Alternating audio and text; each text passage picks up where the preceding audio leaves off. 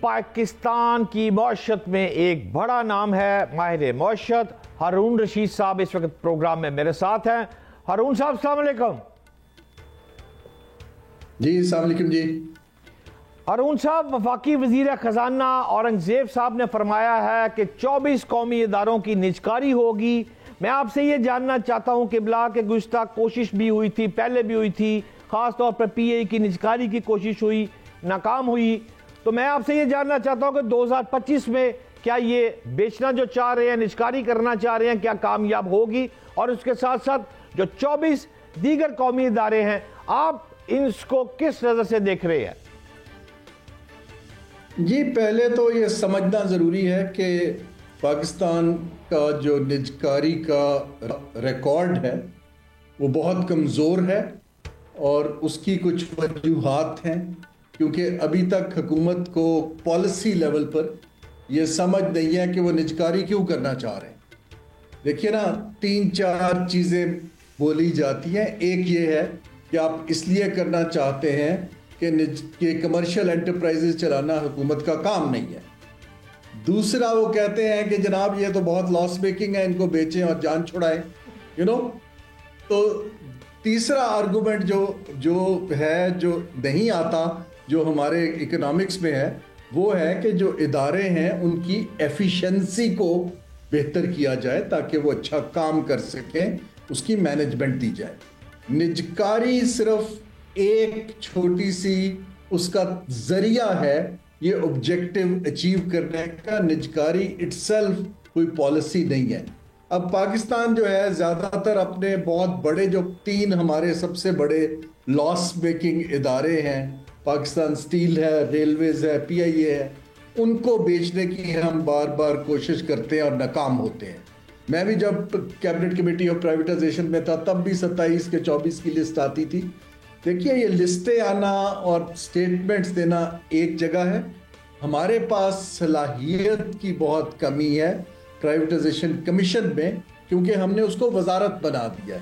جب وزارت بنا دیتے ہیں تو وہاں اسپیشلسٹ ختم ہو جاتے ہیں جن کو یہ آکشن کا کام آتا ہے۔ لیکن دنیا نے مختلف ماڈل استعمال کیے ہیں۔ چین نے مینجمنٹ صرف دی ہے، ادارے نہیں بیچے۔ ملیشیا نے لاسز کو پہلے ایبزارب کیا، ری سٹرکچر کیا اور بیچا۔ مجھے اس وقت حکومت میں وہ صلاحیت نہیں دکھتی کہ کوئی سیریس بائر ان سے نیگوشیٹ کرے۔ آپ کی یہ بات عمدہ ہے جو آپ نے ابھی فرمائی ہے کہ ان کو بوسٹ اپ کیا جانا چاہیے، لیکن اگر آپ یہیں پر اسی بات کو لے کے میں آگے چلوں تو 2 دہائیوں میں پہلی بار سالانہ منافع جو ہے وہ پی آئی اے میں مجھے تو نظر آ رہا ہے، اور آپ 2025 میں پی آئی اے کو بیچنے کی بات کر رہے ہیں۔ پھر یہ کنٹراڈکشن کیسے آ رہی ہے حضور؟ جی پہلے تو اس کو سمجھیے کہ یہاں کوئی اللہ دین کا چراغ نہیں ہے کہ 2 سال میں منافع آ جائے۔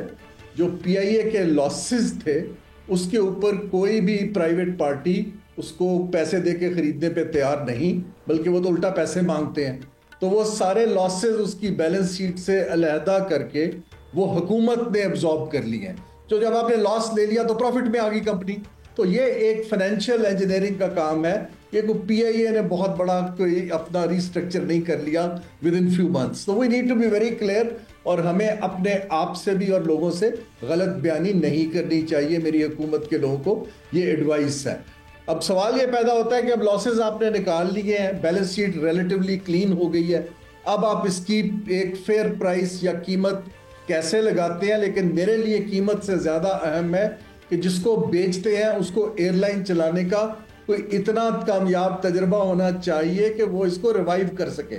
اگر کسی نے لے کے اس کی زمینیں بیچ کے، جہاز بیچ کے نکل جانا ہے تو وہ پاکستان کے لیے بھی بہت برا ہے اور ہماری ریپوٹیشن کے لیے بھی برا ہے۔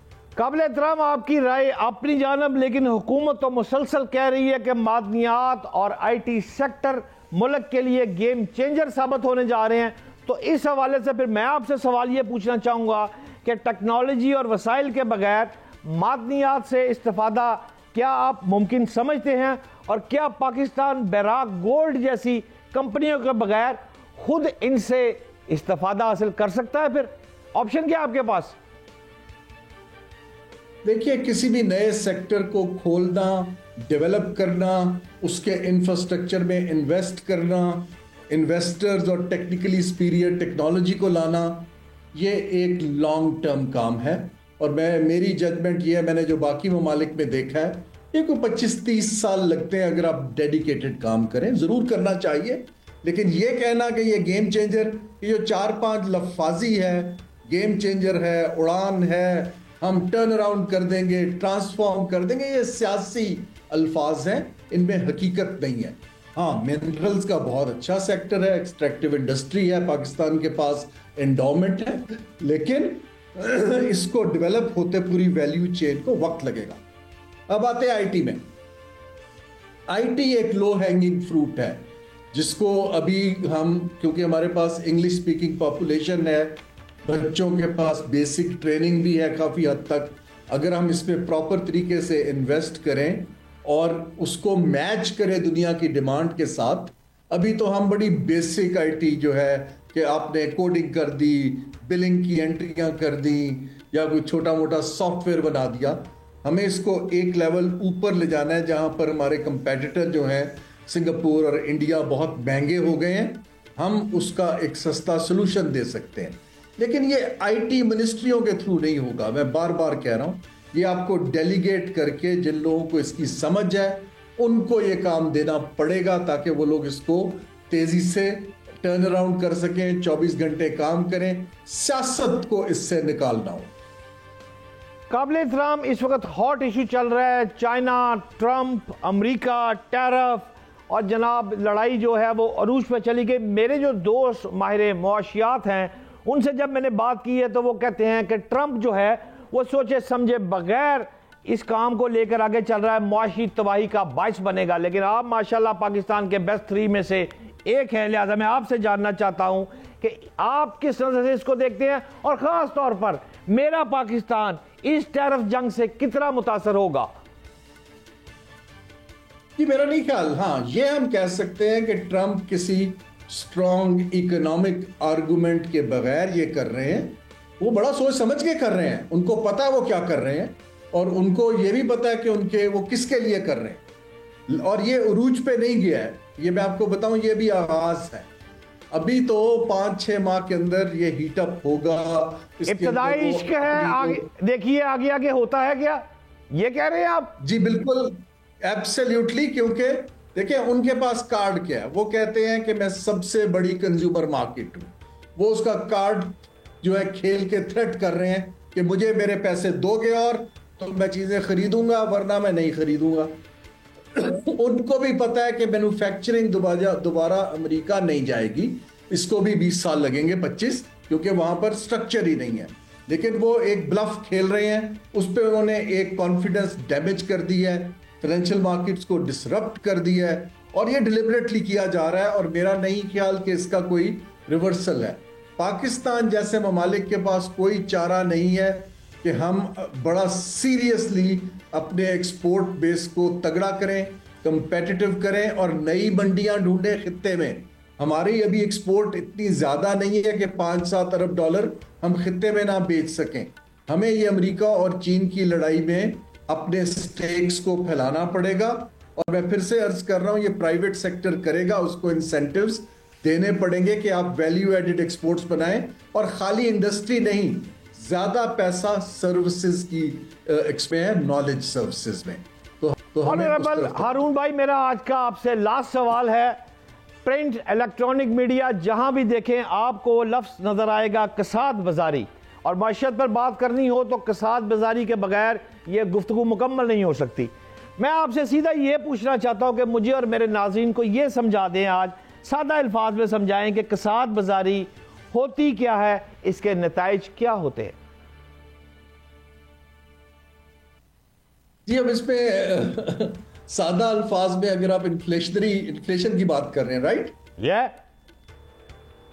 اچھا دیکھیے، جو سادہ الفاظ کے اندر یہ ہے کہ جس وقت کسی بھی معاشرے میں یا اکنامکس میں آپ کم چیزیں بنائیں، آپ کی آبادی زیادہ ہو، کنزمپشن کی ضرورت زیادہ ہو، تو پھر آپ چیزیں امپورٹ کرتے ہیں اور مہنگی لاتے ہیں، اور چیزوں کی قیمتیں بڑھنی شروع ہو جاتی ہیں کیونکہ آپ اپنے وسائل استعمال نہیں کرتے ہیں. دوسرا یہ ہوتا ہے کہ آپ زیادہ خرید رہے ہوتے ہیں، کم باہر بیچ رہے ہوتے ہیں، اور یہ ایک سائیکل ہے جس کی کاسٹ جو ہے عام آدمی کو پاس آن کی جاتی ہے۔ یہ ایک ٹیکس ہے حکومت کی پالیسی کی نالائکی کا جو آپ اور میں پے کرتے ہیں۔